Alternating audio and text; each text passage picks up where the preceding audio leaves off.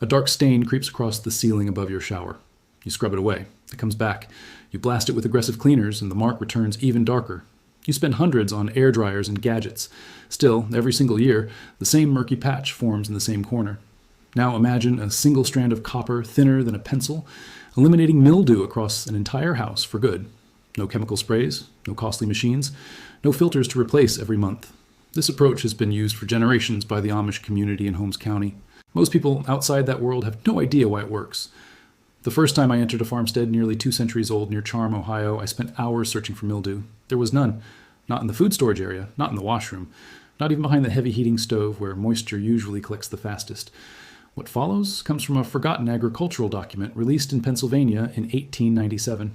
The technique is so simple, it could be installed in the house you already live in this coming weekend. For years, I believed fungal growth was just part of owning a home. You fight it, you lose, then you start over again. That belief feeds the home improvement industry. Every bottle of chlorine, every cleaner, every expensive air scrubber keeps money flowing out of your account and into theirs. For nearly 3 decades, I paid into that cycle. That ended after meeting a dairy farmer named Eli Miller. He operates a milk farm just outside Millersburg. His milking barn is one of the cleanest structures I have ever stepped into. No chemical odor, no residue on surfaces, just raw cedar boards, a stone floor, and a single narrow copper wire running along the base of the wall, pushed directly into the soil outside. When I asked about it, he smiled and said it was how he kept the dark growth away. I assumed he was joking. That night, I started digging into the history myself. What I found permanently changed how I see my own home. Copper has been known to halt microscopic growth since ancient Egypt used it to clean drinking water 4,000 years ago. But the exact configuration used here traces back to a paper buried in the Penn State Extension archives. The document was written in 1897 by an agricultural researcher named William Freer. Freer was studying why certain Dutch barns in Pennsylvania remained structurally sound, while neighboring barns decayed completely in less than 2 decades. His findings were quietly shelved and never widely circulated. He documented that farm buildings equipped with copper grounding wires attached to their base beams experienced 94% less fungal growth than identical structures without those wires. 94%.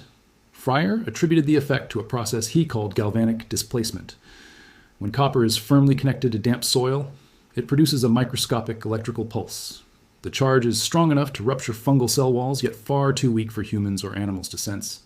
Spores settle. Spores die. That is all. The Amish did not need an academic explanation. They had passed this method down for generations, inherited from Swiss and German stoneworkers who brought the knowledge across the Atlantic in the early 1700s. Here is the crucial detail.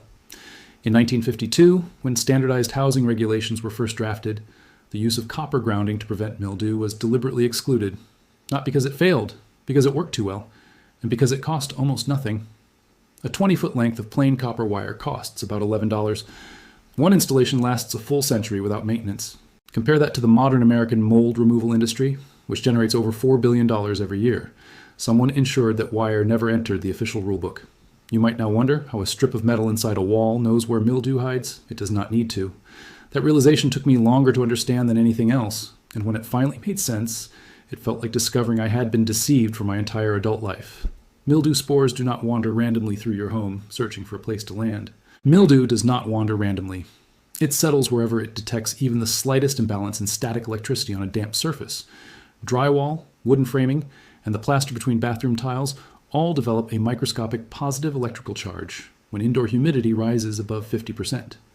Airborne spores carry the opposite charge. They are pulled toward those surfaces the way metal dust snaps toward a magnet. That is why the same corner turns black again and again. That is why cleaning it never truly fixes anything. A properly grounded copper line removes that built-up positive charge and sends it straight into the soil outside. This happens long before spores can attach. No landing point means no colony. The wire is not destroying mold that already exists. It eliminates the electrical conditions that allow growth to begin. Once installed correctly, the home effectively becomes invisible to spores floating through the air. A study at Cornell University examined this exact effect in 2011. The paper is difficult to locate today. Researchers installed grounded copper systems in 12 farmhouses across New York State. Every structure had been built before 1920. Each one had a long history of severe recurring mildew. After 18 months, 11 of the 12 homes showed zero measurable fungal growth. The remaining house failed only because a ruptured water pipe flooded the system entirely. The researchers concluded that passive electrical grounding is a highly effective and widely ignored solution to dampness problems. Then the study vanished into storage. There were no press releases, no funding for follow-up trials. Just a digital file most homeowners will never encounter. A permanent $11 solution does not create jobs. It does not move inventory. It does not generate monthly invoices. The market is designed for repeat purchases, not final answers. If you already own your home and assume this only applies to new construction, keep listening. This part is meant for existing houses. No drywall needs to be cut open. No contractor is required. No city permit is needed. The method does not interact with the home electrical system. It creates a passive ground line, which regulations treat as decorative unless it connects to the breaker box. That connection is not made. Here is the exact process. Go to a local hardware store and buy a 25-foot coil of number 10 bare solid copper wire. The cost is roughly $15. Purchase one copper ground rod, 4 feet long, for about $12. Add a single brass split bolt connector priced at $3. The total cost stays under $35. Identify the wall where mildew always appears. Usually it is a bathroom, a basement corner, or a north-facing exterior wall. Run the copper wire along the bottom edge of that wall. It can be tucked under the baseboard with a small chisel or covered with paint. The wire must pass from inside the room through the exterior wall and descend to the ground rod. The rod is driven 4 feet into the soil as close to the foundation as possible. Attach the wire to the rod using the brass connector. That is all. No power source, no batteries, no switches. The earth functions as the drain. Copper serves as the pathway. Visible mildew begins to fade in about 10 days. The Amish call this process setting the drain. Every property examined in Holmes County had at least one installation in the cellar and another near wash areas. Eli Miller explained that his grandfather installed theirs in 1943. No one has touched it since. That is more than 80 years of clean walls from one simple wire. There is another layer to this method, one rarely discussed. It explains why the technique performs even better in older houses than in modern ones. Homes built before the 1980s used old-growth timber, oak, pine, and chestnut that matured slowly, dense grain, high natural sap content. That wood carries a distinct electrical signature compared to fast-grown, kiln-dried lumber used today.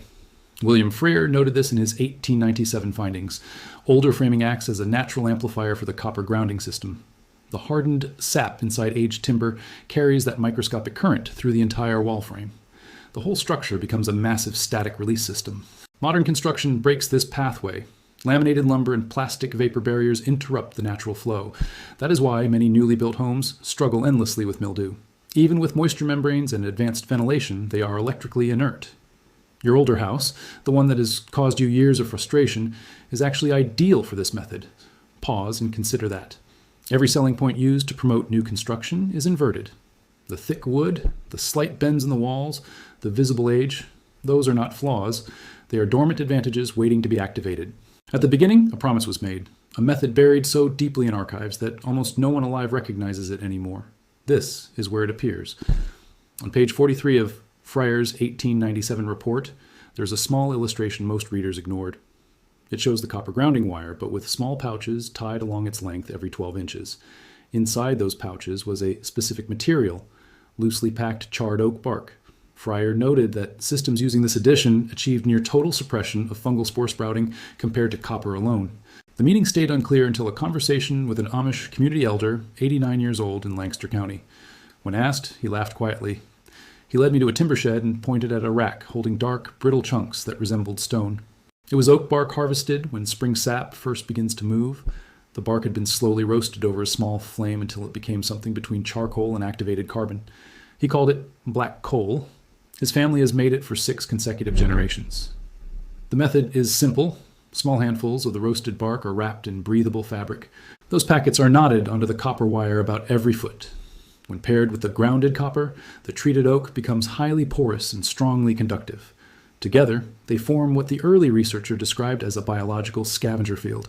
The wire removes the static charge mildew needs to establish itself. The charred bark acts like a sponge, pulling airborne spores from as far as 6 feet away and neutralizing them through the grounding line. This can be made at home. Only bark from a dead oak tree is used, never from a living one. Break the bark into pieces about the size of a hand, place them in a sealed metal pail, heat them slowly over a gentle fire for roughly 4 hours. The goal is a deep black color throughout, easily broken but not reduced to ash. Stored dry, one batch lasts about 5 years. The maximum cost for the complete system, copper wire, ground rod, and homemade roasted oak, stays below $40.